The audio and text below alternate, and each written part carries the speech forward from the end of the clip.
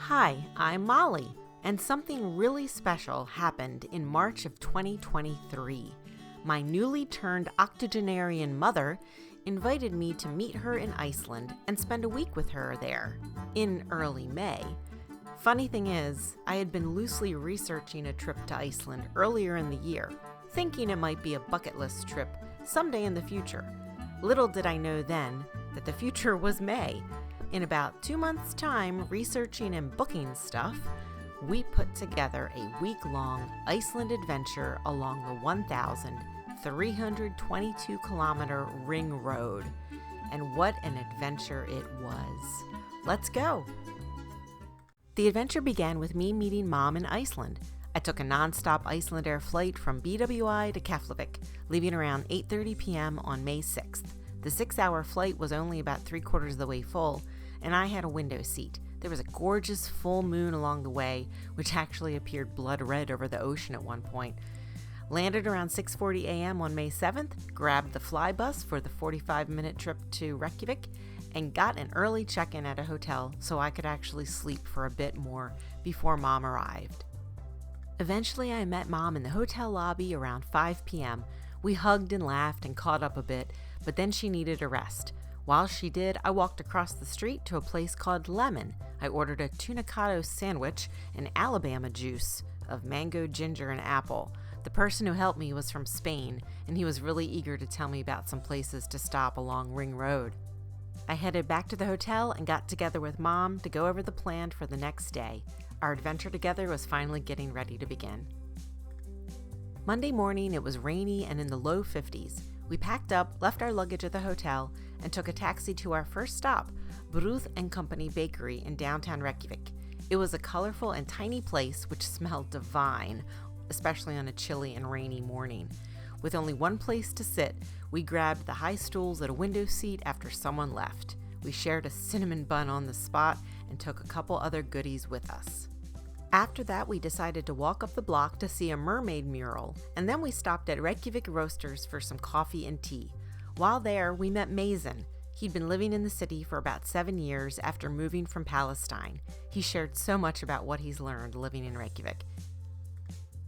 From there, it was a short walk to Hallgrímskirkja, the largest church in Iceland and tallest building in Reykjavik at 73 meters high. It's also the most visited tourist destination in Iceland. It took 41 years to build the church. Construction started in 1945 and ended in 1986. We walked around outside and then headed inside to be surprised and delighted that someone was playing the beautiful organ. We took it all in before heading up the tower.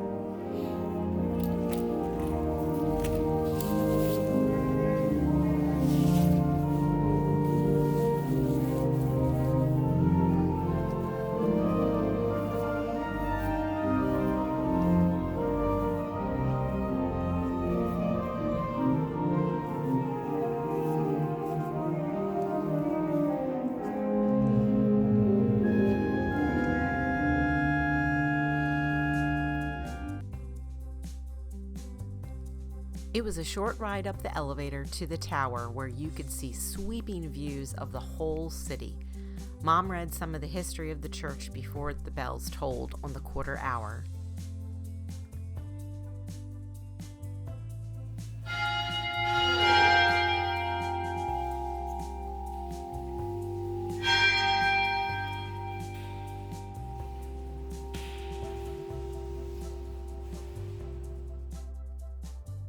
Afterwards, we headed across the street to Rock for an early lunch. We were literally the first people there for the day. We shared a traditional Icelandic fish pie called plokkfiskar, made with cheese, fish, and rye bread on the side. And we tried beef in a pancake, which had pickled onion, blue cheese, cabbage, and hollandaise. Both were scrumptious, but Mom really loved the beef dish. It was still rainy when we finished lunch, but we walked down the main road from the church, checking some small shops along the way, heading toward the iconic Rainbow Street.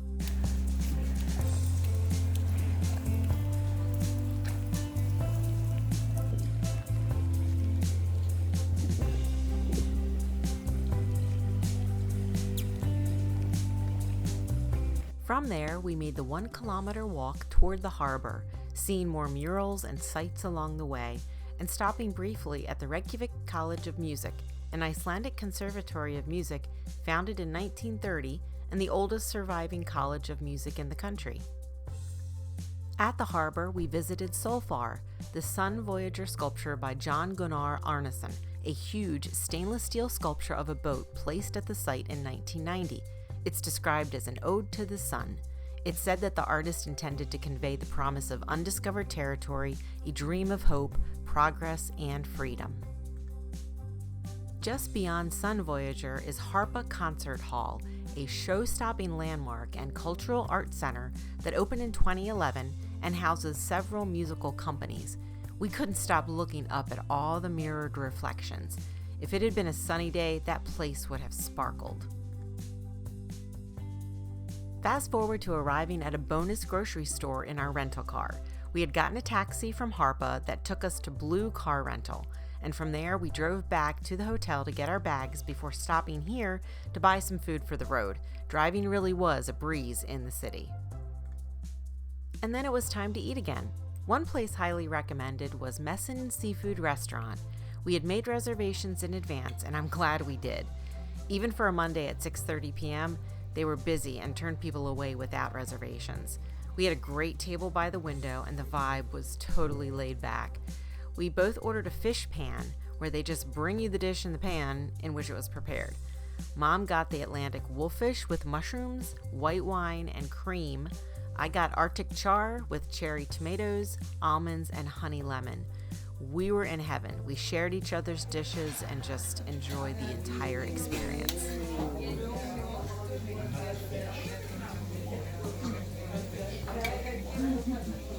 Fish is. Oh, it's all cut up in here. We took our leftovers with us and headed to Hlíð Fisherman's Village for the night, about 15 kilometers away. This was a remote, unique lodging experience that we were able to secure for our second night in Iceland. It was much like a hotel, but on a secluded coast on a little peninsula facing west. I had booked it hoping for a stellar sunset, but it was overcast the whole day. No matter, it was fun just to walk around the grounds and explore all the nooks and crannies, from a tiny village to fire pit and pond, hot tub and sauna, seating areas, and the sound of the ocean and birds. I bet this place is hopping during the busy summer months. For this second week in May, we were one of 3 guests for the night.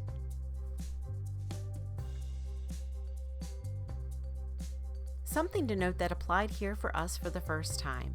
The majority of hotels and households in Iceland use geothermal water, water heated naturally beneath the Earth's surface and then accessed for washing and bathing purposes.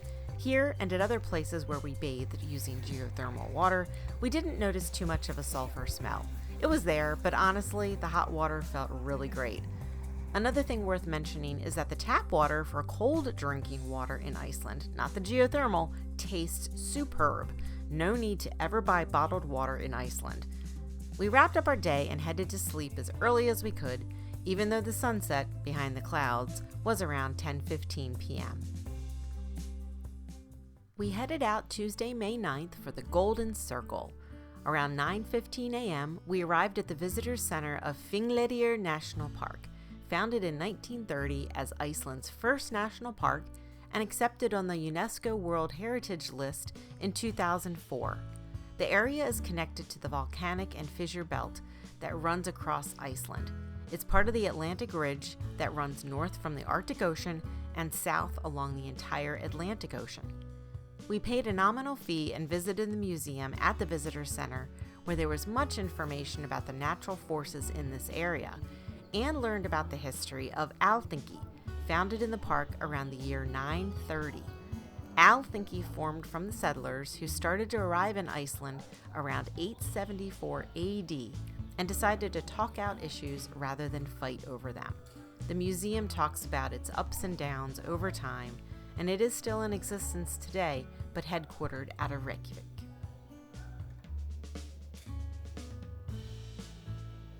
We stepped outside the museum to take in a beautiful overlook of the park.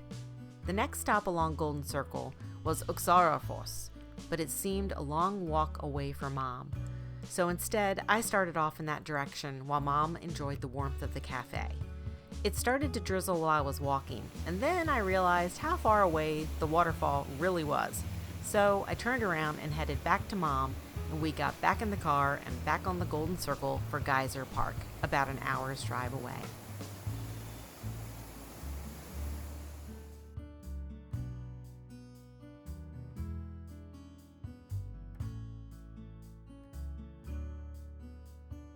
We arrived and found parking very easily, yet away from the more crowded visitors center where most tour buses go.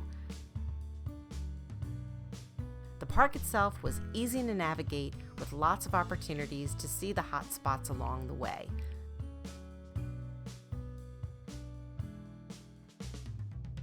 The park itself is free to walk and is filled with lots of geysers, but right now only one is truly active, Stroker, spewing hot water and steam up to 100 degrees Celsius, 30 meters high about every 10 minutes. Pretty much everyone was gathering around this one.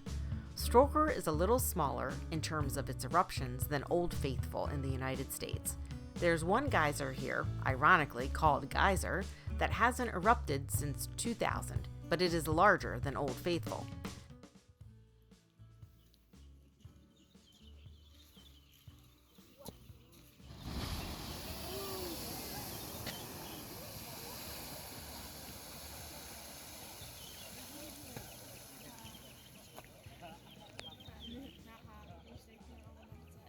There are lots of mud pots and crystal blue hot springs here too. Scientists believe the geothermal field that encompasses this park has a surface area of about 3 square kilometers, and that most of the springs align along a 100-meter wide strip of land running in the same direction as the tectonic plates lying in the area from south to southwest. Mom and I couldn't get over how clear and blue some of the springs were.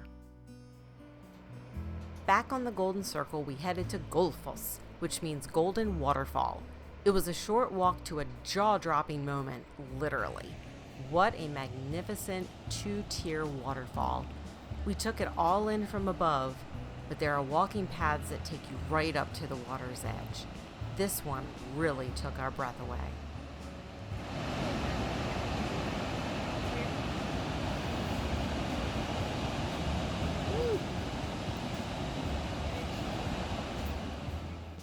After our morning adventures, we headed to Friedhammer. It's an indoor tomato farm that uses geothermal energy to power and heat its 11 greenhouses, producing 4 kinds of tomatoes and distributing 2 tons of them every day. And it's an Icelandic horse breeding farm, but the showcase is the tomato-themed restaurant situated in one of the greenhouses. We both had the signature tomato soup and bread buffet. Everything, even dessert, had tomatoes, and every table had a pot of fresh basil.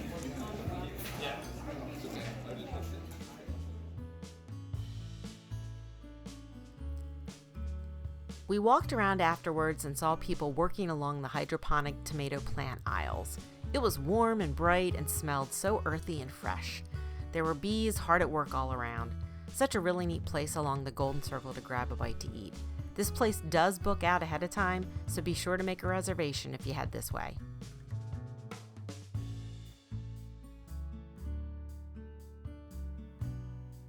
Of course, then we had to stop at the stables and spend time with some Icelandic horses, up close and personal. Mom was having the best time talking with the horses, and they licked salt and played around. They were getting a little nippy with each other, and I was concerned they might bite at Mom. But no worries, no biting happened. Just lots of attention and petting from Mom, and lots of pictures too. This was our first time really seeing the Icelandic horse up close. The breed was developed in Iceland and is the only breed allowed in Iceland, and any Icelandic horse exported to another country is not permitted to return to Iceland. The breed is still used for traditional sheep herding work and more commonly now for leisure and competition. Once getting out into the more rural parts of Iceland in the days to come, we definitely saw many, many more horses, which was a true delight for Mom.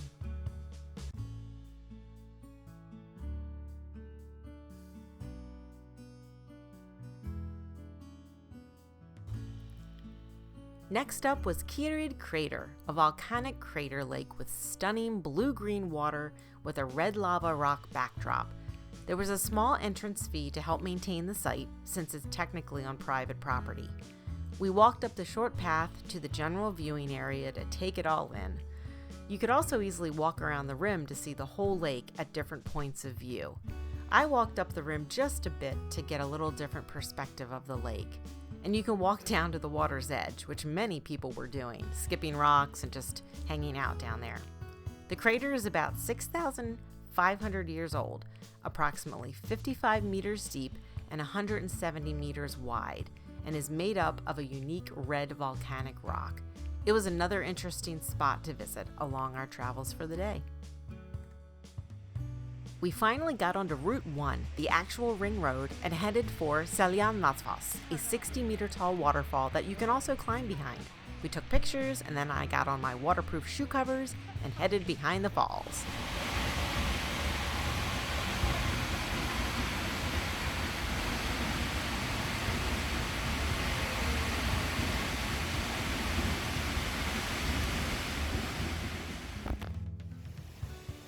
There are several other falls nearby too.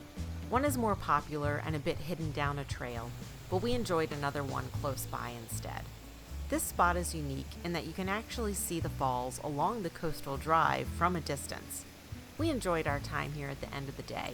It wasn't crowded at all either. Easy to find, easy to park, and easy to walk to. We really soaked it all in.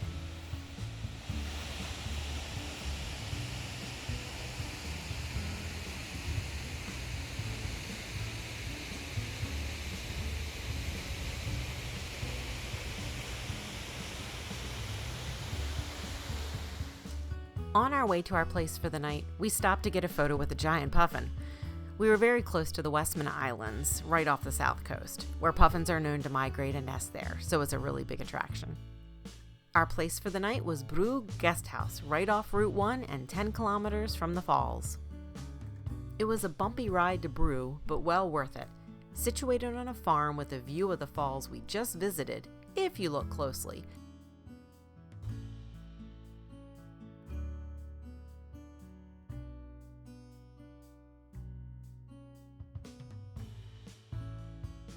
There's about a dozen individual guest rooms scattered around a field. It's very private and isolated, yet very functional. Our place had 2 twin beds, a sofa that converted into a double bed, a small kitchen, and a full bath. All we needed for the night. The views were breathtaking, overlooking the mountains, and being able to see the falls far away. It was another beautiful ending to a jam-packed day. We unpacked and settled into our little cube, ate our tomato leftovers for dinner, and then got some rest for the night.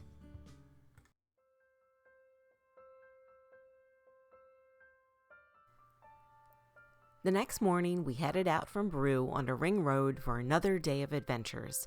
It was in the low 50s and the sun was peeking out.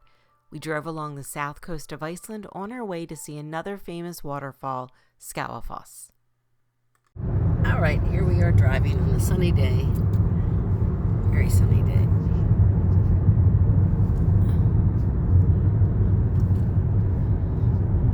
Morning, Molly. Morning.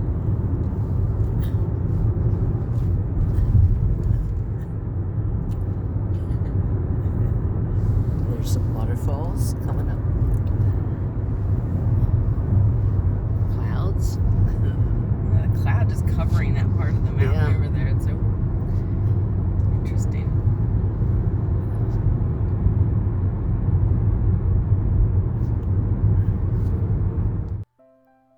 When we made our way toward the falls, we drove by a sheep farm, so we had to stop and say hello. Little did we know how many more sheep were to come. We parked easily and took a short walk to the falls. It's 60 meters tall and about 25 meters wide, and you can walk right up to it, but you will get drenched. At one point, when I got closer to the falls, there was a short rainbow that appeared in the river beyond as the sun started to come out.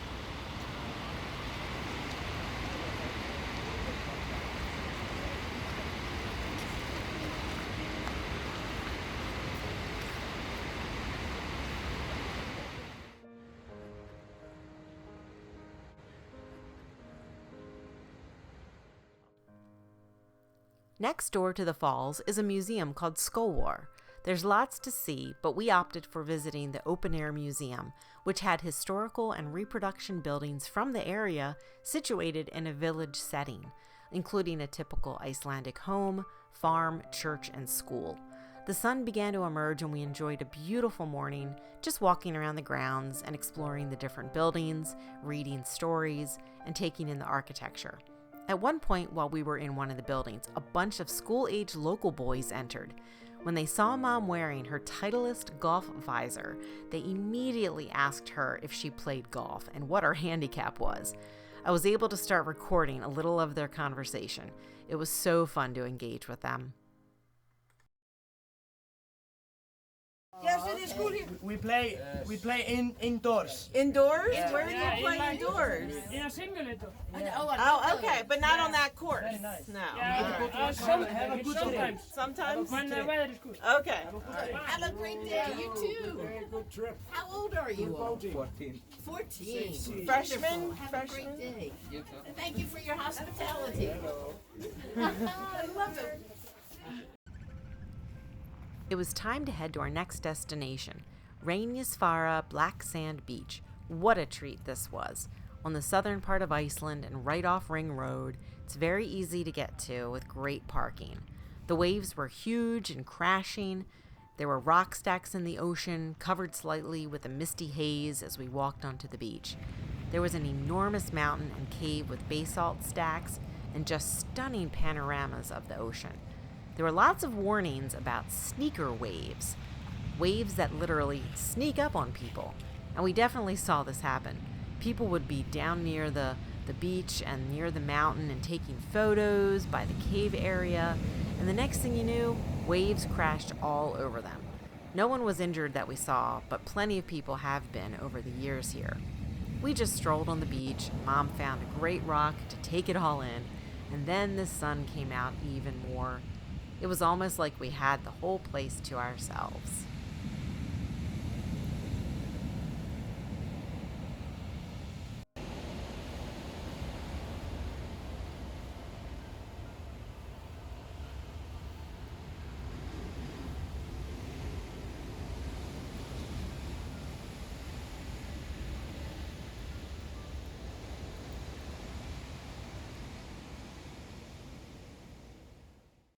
Lunch in the car. Yes. What we got? The finest peanut butter that you can find. That's right. Peanut butter from Iceland. Bonus. Whole earth peanut butter. Mm-hmm. Crackers from England. Okay, and then we have some bonus snacks. Bonus snacks. Sour cream and Sour onion. cream and onion. And then And we're overlooking the black Oh, sand the beach. sun is shining. It's a beautiful Oh, and there's day. horses coming. Where? Oh, I've gotten on video. There they And come. on the right, we see a little horseback. Look at them. Aren't they lovely? Oh, my goodness. It was a special treat to end our lunch in Vik by seeing the Icelandic horses walking along the horizon. Back on Ring Road, we drove through Eldrin Lava Field, the largest lava flow in the world at 565 square kilometers, created over 2 years from 1783 to 1784. The lava is about 12 meters thick and is covered with woolly fringe moss, which is very fragile and takes about 100 years to grow. At this stop, there were well-marked signs and paths of where to walk to the observation area, although there is a marked section in the lava and moss for people to walk through if you want. Also of interest, during the 1960s, NASA astronauts used the lava field to train for the Apollo 11 mission.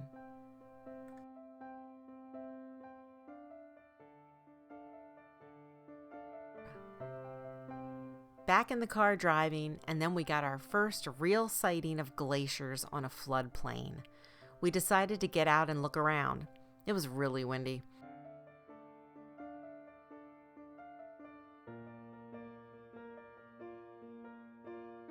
We were at the Skeiðará Bridge Monument, with remnants of a twisted Ring Road bridge that was destroyed in 1996 by a glacial flood caused by an erupting volcano. From this viewpoint, we could see 2 prominent glaciers in the distance. It was pretty cool.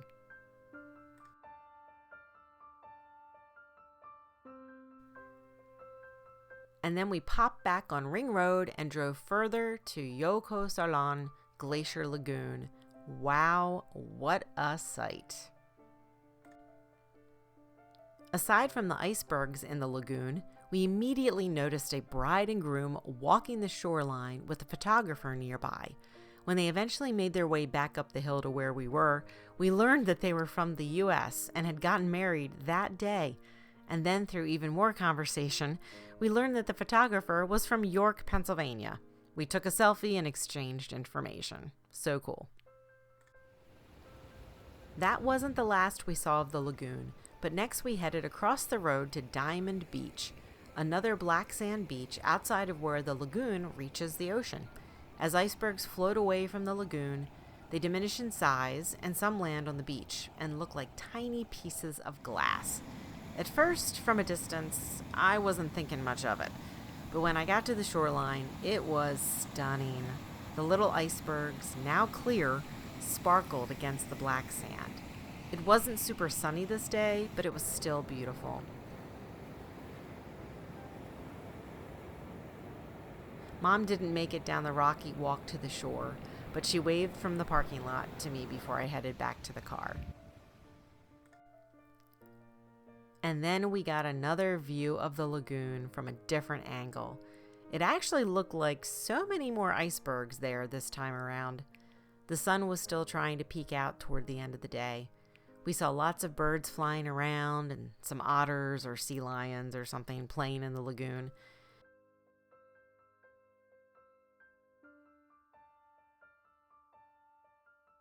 It truly was another outstanding way to end a day in Iceland. From there, we headed to Holly Country Hotel, 10 minutes away on Ring Road.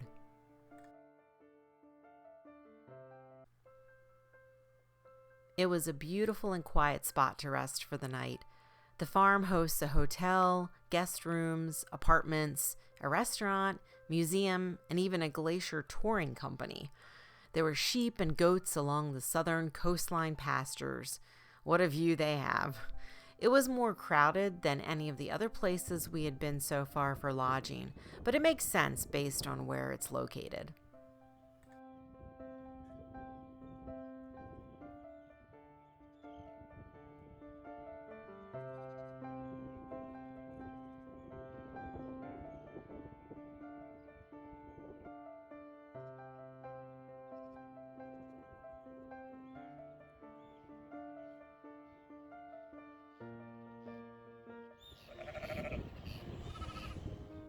We decided to eat at the restaurant for dinner. Mom got lamb and I had meatballs. We started our day in the same spot, this time enjoying the complimentary farm breakfast. Can't say enough good about all the farm-raised food we devoured on this trip. It was finally time for our first attempt to put gas in the car. Something to remember is that regular gas in Iceland is color-coded green, whereas that usually means diesel in the United States. There was lots of information about that from the car rental company. I had read up about how to buy gas ahead of time. At stations without attendants, you can only pay with a credit card with a PIN. All worked well on our end with that part of the adventure. We decided to take a tour to the town of Huffin, and boy, was that a great decision.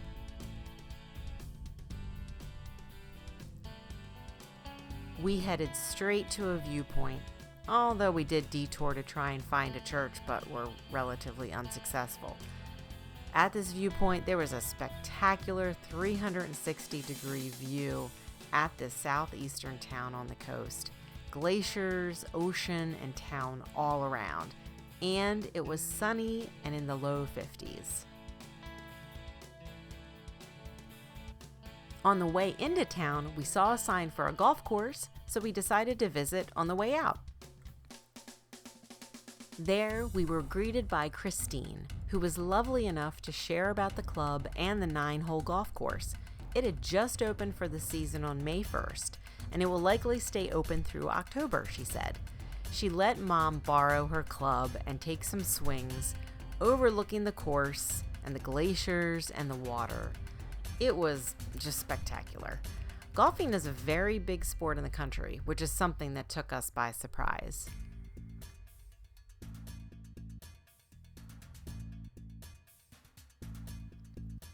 Christine even gave Mom a club patch and a ball marker.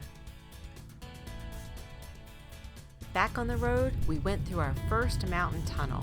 It was about 1.3 kilometers long, and when we got to the other side, the coastline drastically changed.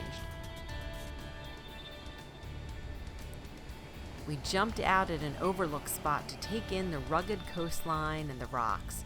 It reminded me a lot, including the weather, of the Oregon coast. We walked down to a rock and took in the ocean and took some photos. On another rock, not too far from us, there looked to be a small wedding, either in progress or about to take place. It was a really cool overlook for sure for a special day.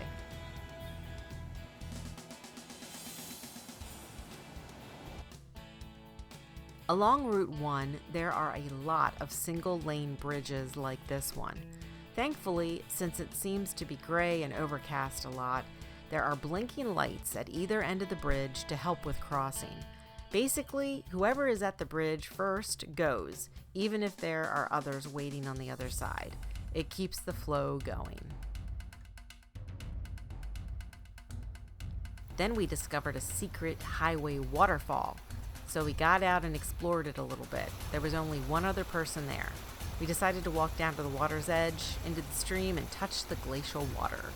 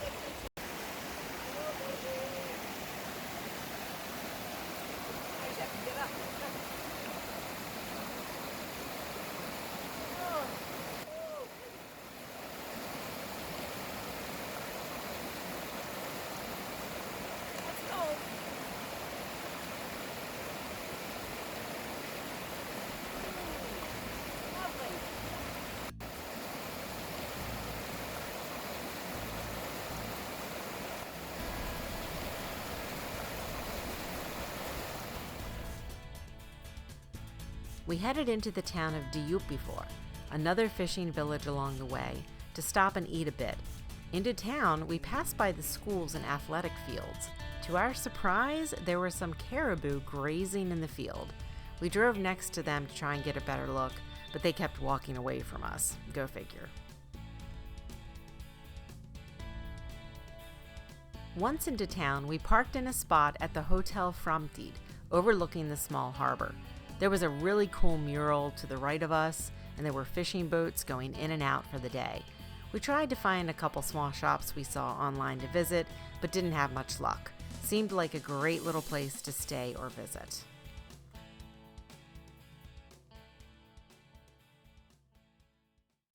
Enjoying the beautiful, beautiful day. Overlooking the harbor, watching the birds. Getting ready for their lunch.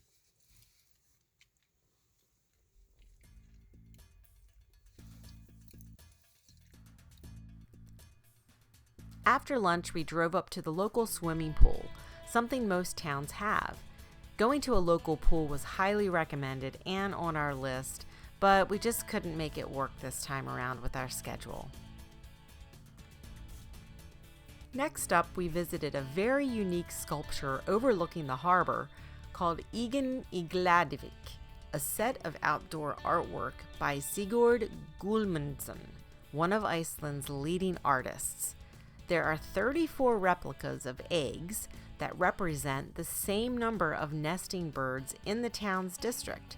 The largest egg is the loon, which is the symbol of the town.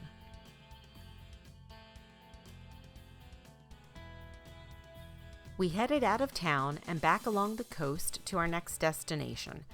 Along the way, we noticed round structures in the water.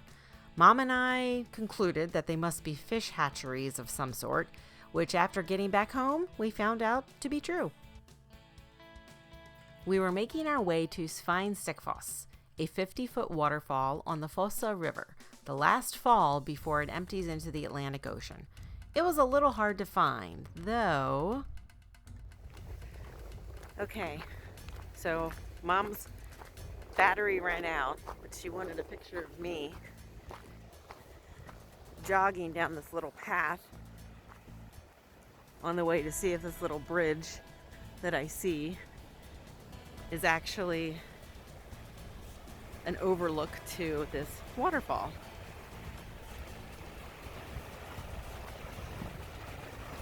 So I'm doing a little jog right now. Not very much, Mom, but just a little bit. That's it, because I don't want to fall.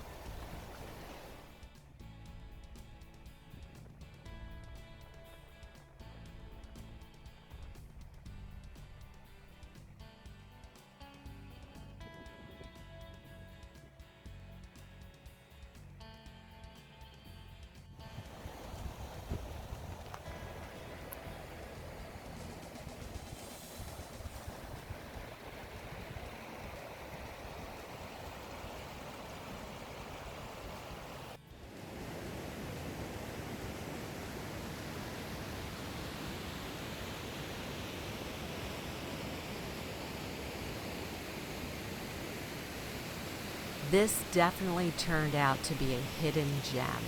There was absolutely no one else at the top portion of the falls, which was incredible. I loved seeing the river flow and then pour into the gorge for the multi-tier falls downward. I had that place to myself.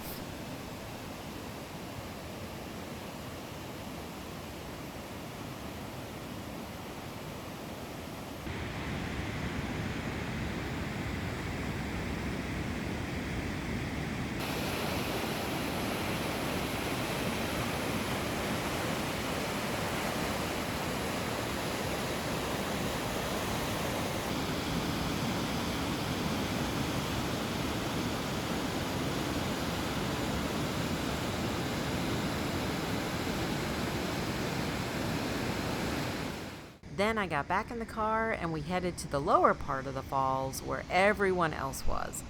And by everyone else, I mean like 6 people. Definitely worth the time finding this one.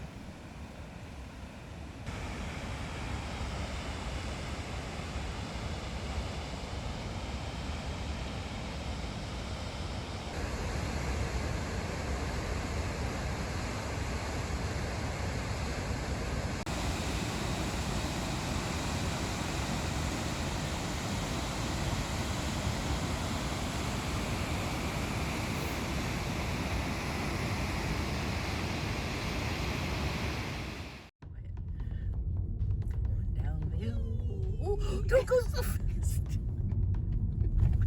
Velma, stop driving so fast. Is Velma's? I forget which one's which. Okay, we're down. Okay, now we gotta get over this bridge.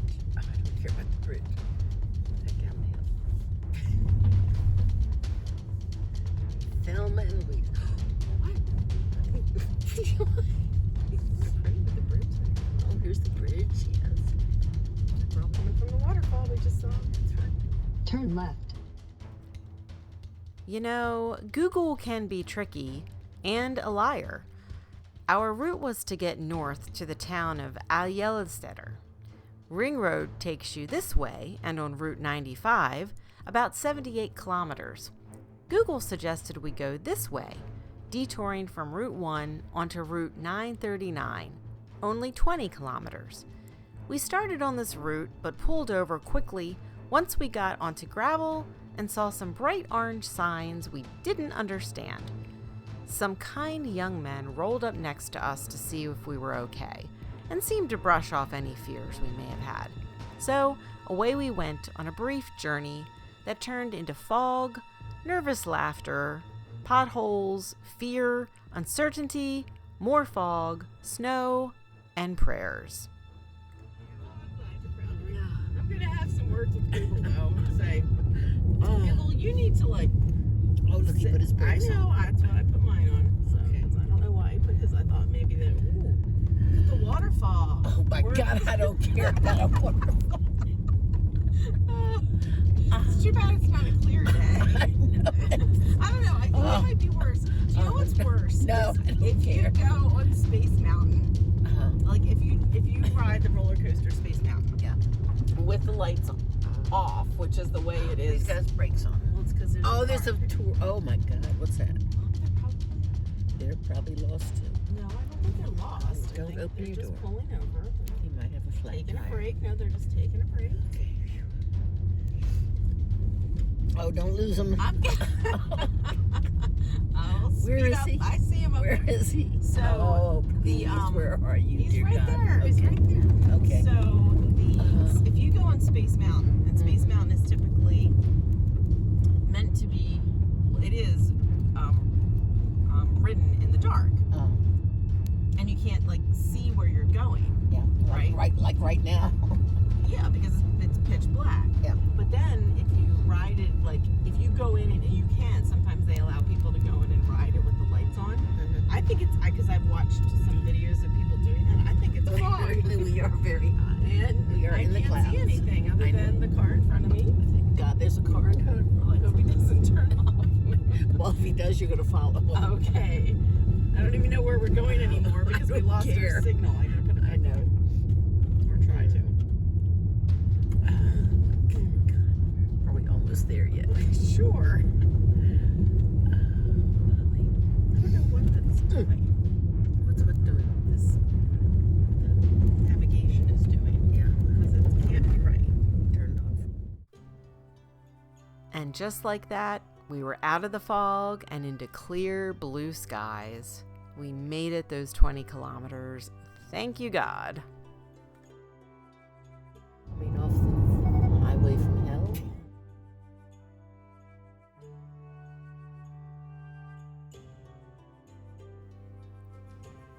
We decided to stop at a gas station to get some easy to prepare food for dinner to take back to the Airbnb. We began driving over the mountain to get to the fjord town of Seydisfjordur for the night.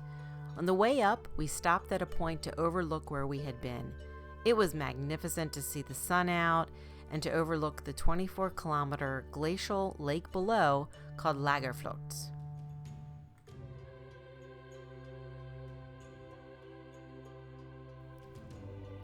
The drive up into the mountains quickly turned into snow-covered plains. None on the road, though, and we could see just fine. There were glacial lakes up there, but they were covered in the snow, and we could see hints of glacial blue along the shorelines.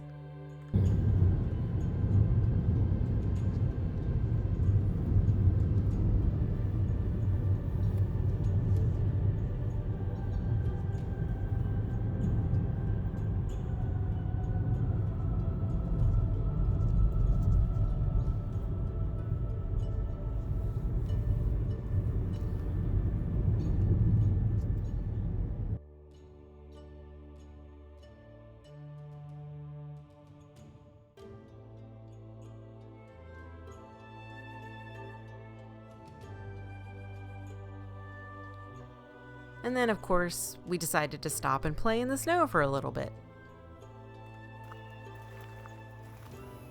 Hi, Mom. Here we go.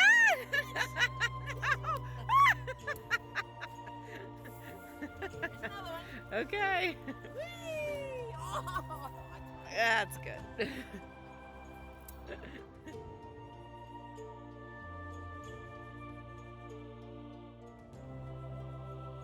As we began the descent into town, we could hear, but barely see, the water gushing down the mountain alongside us. The town was in the distance, with snow-covered mountains as a backdrop. We were so excited to be staying in this town for the night, especially after the drive we had had earlier in the day.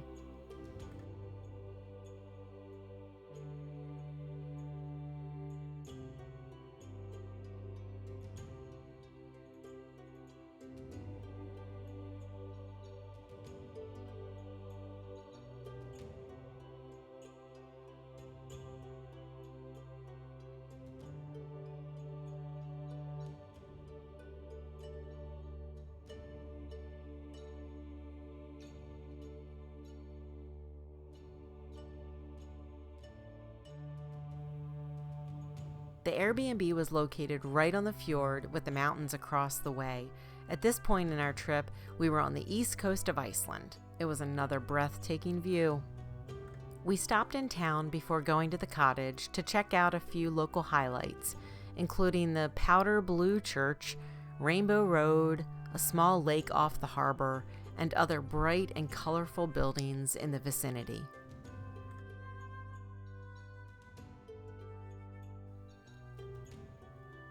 We took the short drive along the fjord to our yellow cottage for the night. This was definitely a splurge we made when we booked it, but it was well worth it.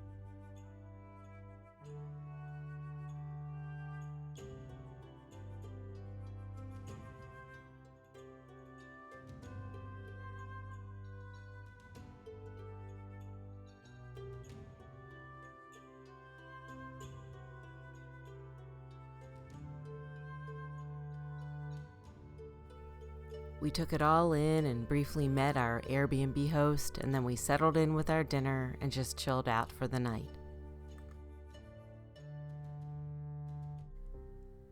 Started the day with a really short dip in the geothermal hot tub. I mean, how often can you experience something like this? We got ourselves together and headed out, seeing our host Giancarlo on the way out. He's from San Marino and moved here 7 years ago with his family to run this Airbnb. He was the best.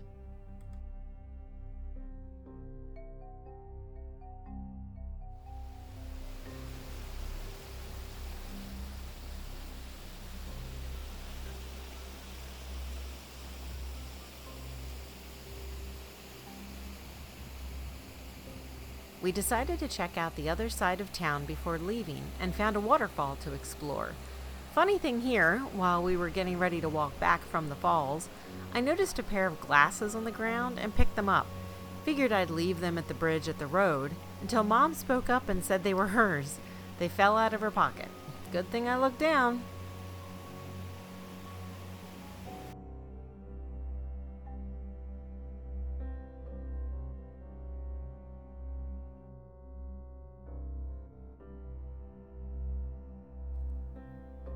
Back over the mountain onto Ring Road, and we found Rioganti waterfall, literally on the side of the road.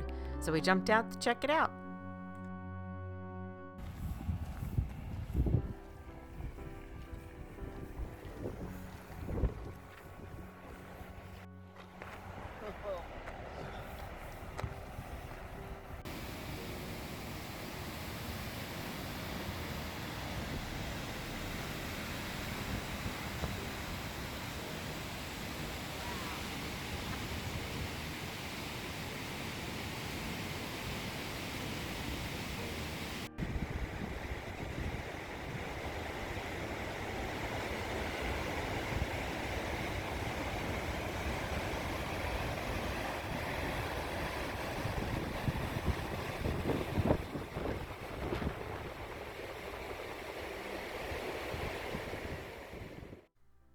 It was in the low 50s again and started to rain as we made our way on Ring Road to our next stop, the Harir geothermal area.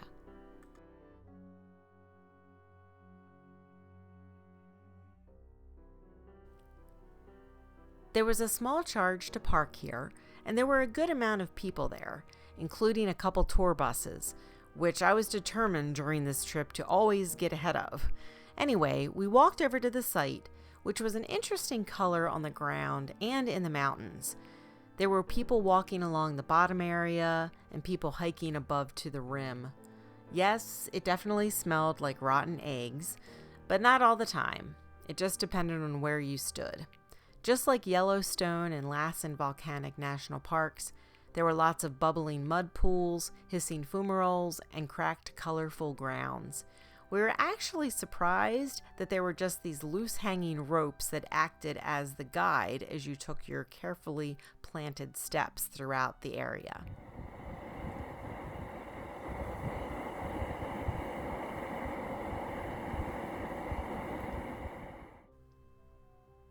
We walked around just a little bit, and there really wasn't any place close by for Mom to sit down.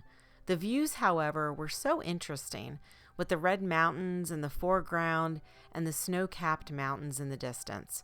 The rain pretty much held off while we were there, though. We headed into the very popular Lake Mjövatn area, which is why I think there were tour buses all around. It's a huge volcanic lake and geothermal area. We opted to eat at this incredibly unassuming yet modern and exquisite restaurant called Vogelfoss Farm Resort. This is a working farm. Sheep are all over the place and the cows are literally next to the dining room. But wow, this food was over the top. Farm-grown delights for both of us. Mom got a lamb burger, I got beef goulash, and we shared some fresh mozzarella. It was so peaceful and gorgeous and truly unique. What another amazing experience on this trip for us.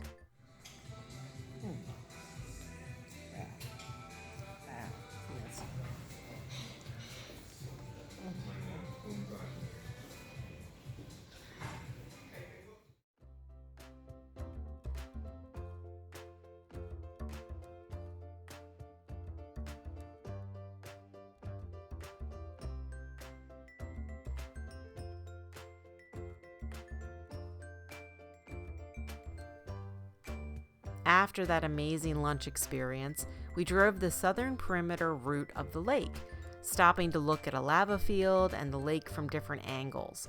There was a wildlife center nearby too. We could also clearly see pipes coming from the ground and transporting the thermal water into reservoirs.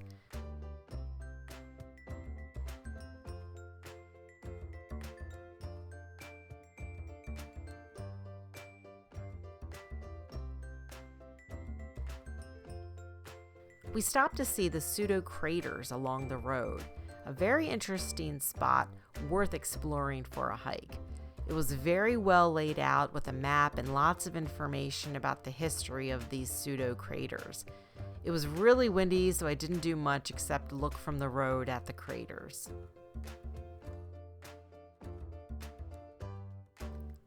Headed toward our next stop, Gollafoss. Right before we got there, we stopped at a small shop for some souvenirs to bring home.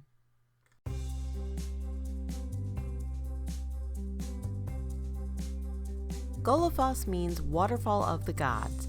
During Althingi around 1000 AD, the law speaker was given the responsibility to make the decision if Iceland should accept Christianity or continue with pagan gods. Stating it was for the good of the people, he chose Christianity as the official religion. To symbolize his decision, he returned here and threw the old god idols into this waterfall. It's horseshoe-shaped at 12 meters tall and over 30 meters wide.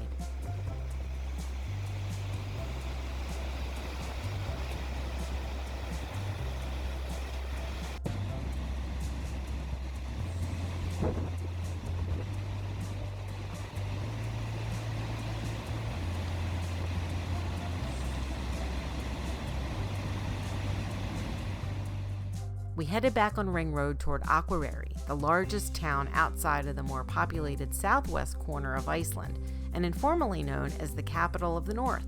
Before reaching the town, we traveled through the Vaðalaheiði mountain tunnel, which is 7.5 kilometers long.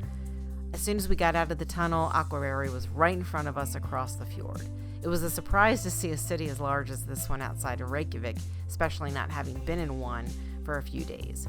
We drove across the long bridge over the fjord and stopped for a few groceries at a discount store called Netto. We got some gas. I got a gas station hot dog. Really cool thing, the stoplights in the town have a heart in the red portion of the light. We headed north out of town to our cottage for the night, just about 20 minutes away.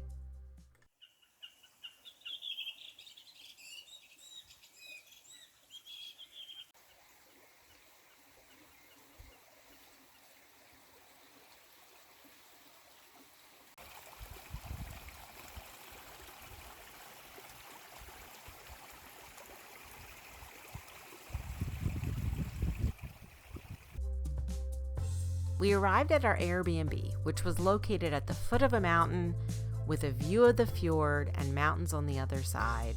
Another breathtaking place to rest our heads for the night. We just walked around outside to take it all in. The view, the babbling creek next to the cottage, and all the birds singing.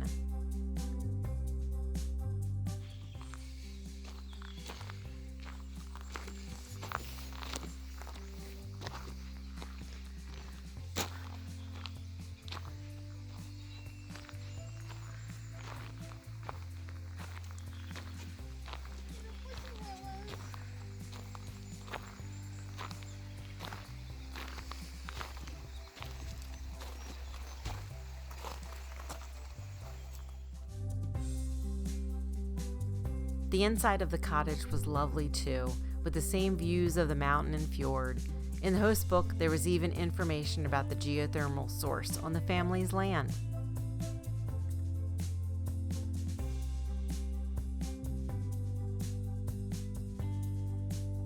We settled in, ate our treats and leftovers, and headed to bed for the night.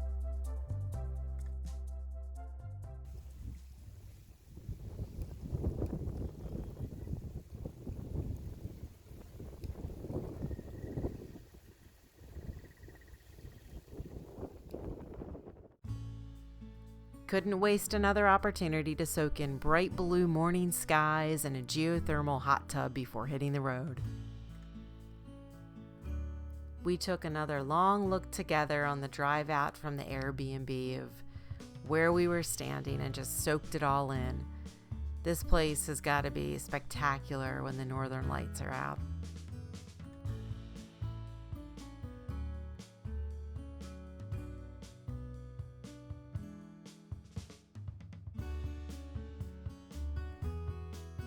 We decided to swing by another golf course before leaving Aquarary, which turned out to be the northernmost 18-hole golf course in the world, according to the Royal and Ancient Golf Club of St. Andrews. We stopped by the first tee with gorgeous mountain views and visited the pro shop. Off we went toward Reykjafos, a remote waterfall just off Ring Road. We passed a lot of horses on the way there.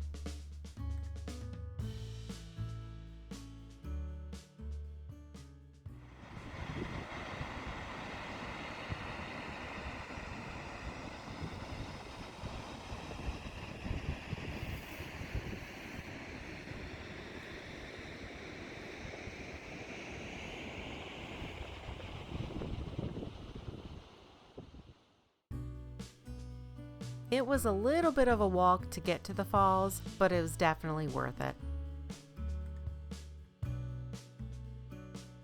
Where are we? I don't know. Right, Reykjafos? Reykjafos? And what's for breakfast? These little cinnamon giffler. Right. Cinnamon thingies that are apparently a very addictive thing here. After breakfast, we drove to Calligrapher Canyon, another detour off Ring Road, but spectacular.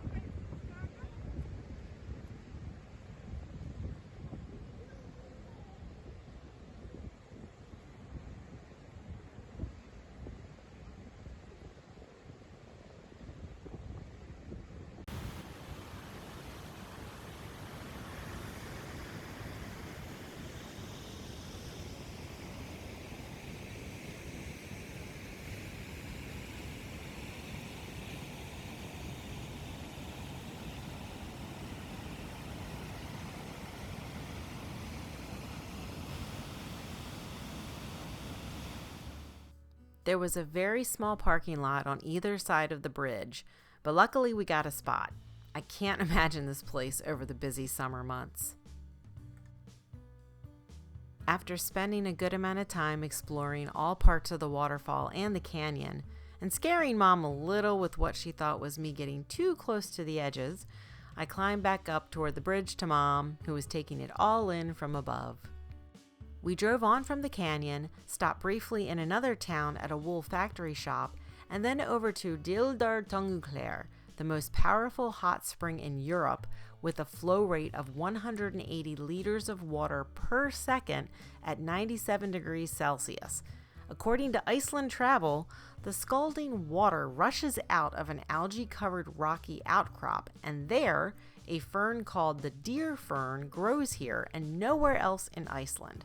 They say that if you take a hot shower anywhere within a 65-kilometer radius of here, you've bathed in its water.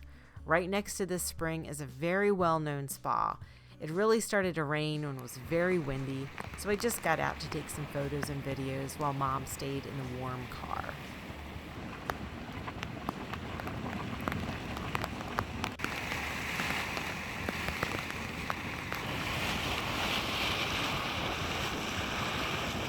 We then headed out of the rain a couple kilometers to a little restaurant called Havern, which also had campsites. We were going to get dinner to go, but there was no one else in the place, so we decided to stay. I had the soup bar, wild mushroom was my favorite, and Mom got fish and chips. The rain picked up and it started to feel much colder as we headed to the Airbnb, about 22 kilometers away. Mom was ecstatic because our last night on our trip was a stay at an Icelandic horse farm. Our little cottage was surrounded by horses. Mom slept on the first floor and I slept in the loft.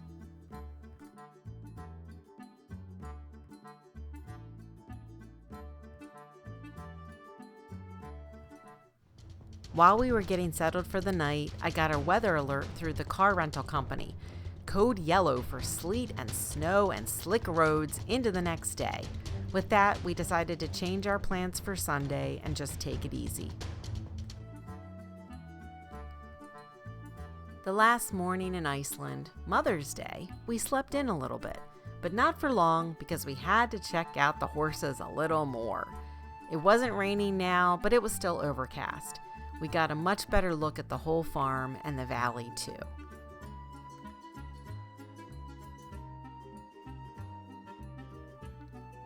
The horses started moving more toward our cottage, and Mom rushed outside to get a better look. They were running and playing all over the pasture behind our Airbnb. Mom was in heaven again, taking it all in. We hung out as long as we could and then said goodbye to the horses and headed west toward Borgarnes, just for a bite to eat and to decide how to spend our last hours in Iceland.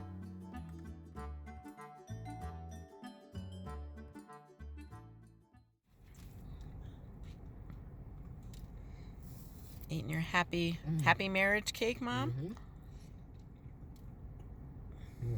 A happy marriage of oatmeal, rhubarb, and raspberry jam. Yum.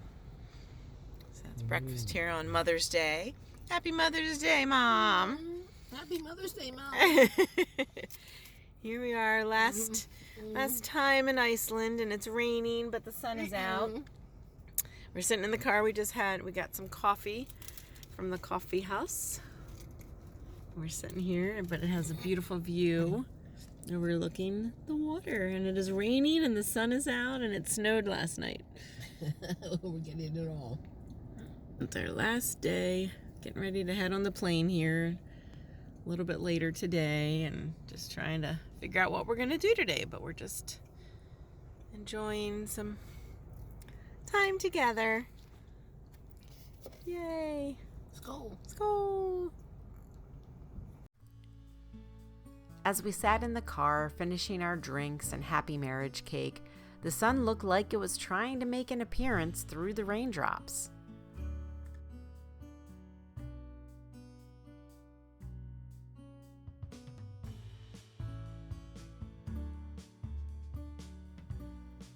We checked out the map to see what was between us and the airport and settled upon a fishing town called Arkranes. We headed southeast to check it out. As we drove and got closer to the water, the skies started to clear. We were so happy to see the sun on our last day. We drove through the town, which looked to be very progressive and up and coming, and we made our way toward some lighthouses. There were 2 of them, an old one and a new one. We really bundled up because the wind was really whipping around at this point. But man, the sun was fully out and the ocean was so blue and the waves were high. We walked around to see both lighthouses, and there was even a sculpture perched on the rocks. There was a lot of history of the fishing town on display to read about too. Even though it was bitterly cold, we enjoyed learning more about the town.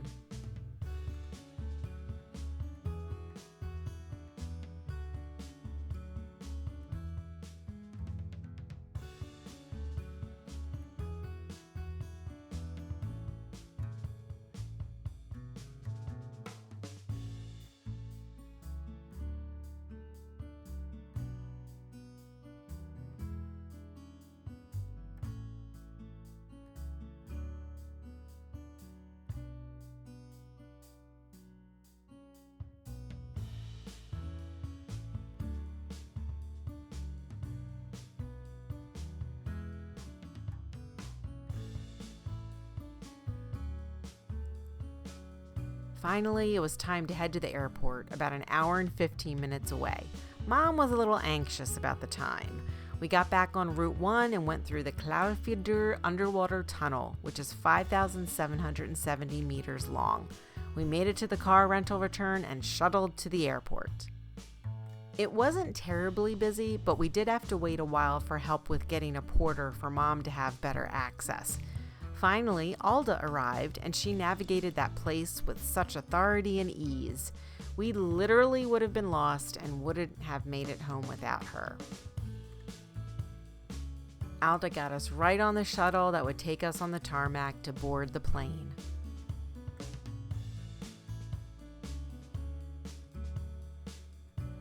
We got settled in our seats, enjoyed some refreshments, and took off right around 5 p.m.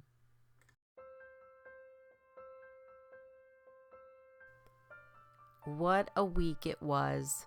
Looking back, there were so many people from Iceland and around the world who we met and who were truly hospitable in every way. We drove Ring Road along with some side adventures and stays for a total of 1,832 kilometers. That's 1,138 miles. Being with Mom for a week was the best part, honestly. But the fact that the 2 of us successfully navigated, mostly, a new country together made it all the more special for both of us.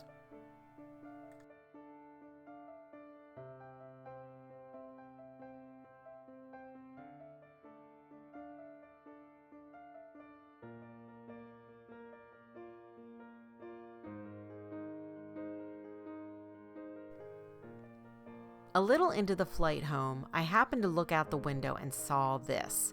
I was stunned. I motioned to Mom to take a look. We figured it was Greenland, but what a view. We could see the mountains, but also glacial rivers and icebergs. We were crossing the southernmost tip of that country. It was awesome.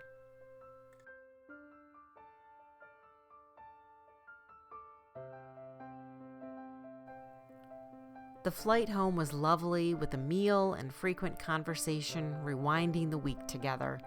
We ended up flying right over York, PA and Towson, Maryland before landing in Baltimore around 7:30 p.m.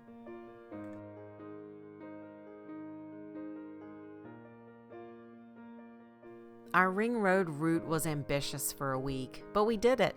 We learned a lot about Iceland and its people. We explored wonders of nature and God's great creation. We ate a lot of delicious food. We were blessed with seasonable weather most of the time, and we met a lot of amazing people from all over the world. But the best part of those 1,832 kilometers and daily adventures were spending it side by side with my mom.